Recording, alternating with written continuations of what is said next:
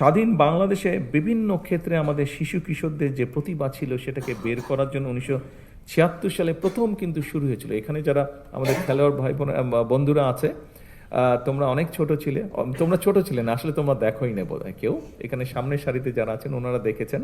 1976 সালে শুরু হয়েছিল বাংলাদেশের শিশুদের ভিতর থেকে প্রতিভাবান যারা আছে বিভিন্ন সেক্টরে, বিভিন্ন কালচারাল সেক্টরে বের করার জন্য নতুন কুড়ি শুরু হয়েছিল।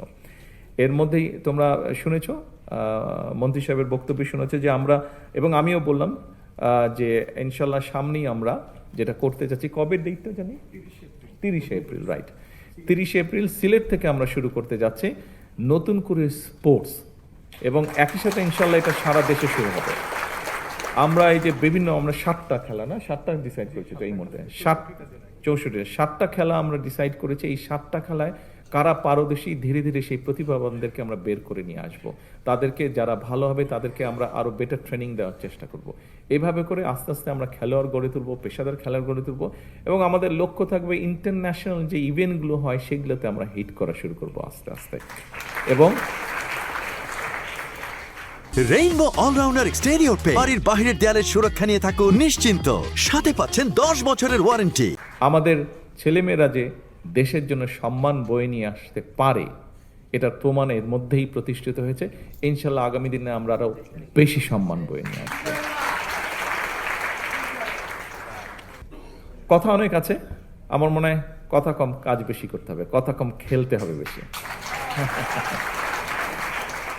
আমি শেষ যেই কথাটা একটা বলতে চাই, এই কথাটা একটু সিরিয়াস, তবে এই কথাটা আমি মিন করি, বিশ্বাস করি, এবং সেই জন্য আমি বলতে চাচ্ছি। দেশপ্রেম, ঐকান্তিক ইচ্ছা আর টিম স্পিরিট থাকলে আপনাদের সাফল্যজনক অগ্রযাত্রায় কেউ বাধা হয়ে দাঁড়াতে পারবে না বলে আমি দৃঢ়ভাবে বিশ্বাস করি। আপনাদের প্রতি, খেলোয়াড় বন্ধুরা, আপনাদের সকলের প্রতি আমার একান্ত আহ্বান, একান্ত অনুরোধ, পেশাদার খেলোয়াড়ি জীবনে আপনারা কোনো রাজনৈতিক দল বা গোষ্ঠীর প্রতিনিধি নন বা হবেন না দয়া করে, বরং ক্রীড়া নৈপুণ্য দিয়ে দেশের প্রতিনিধি হয়ে উঠবেন আপনারা। দেশের জন্য সম্মান বয়ে নিয়ে আসবেন, গৌরব বয়ে নিয়ে আসবেন আপনারা। দেশে বিদেশে বিজয় মালা বরণ করে বিশ্বে ক্রীড়া জগতে বাংলাদেশকে উচ্চতর মর্যাদার আসনে আপনারা প্রতিষ্ঠিত করবেন ইনশাআল্লাহ। আজকে এতটুকু বলে আমার বক্তব্য শেষ করছি।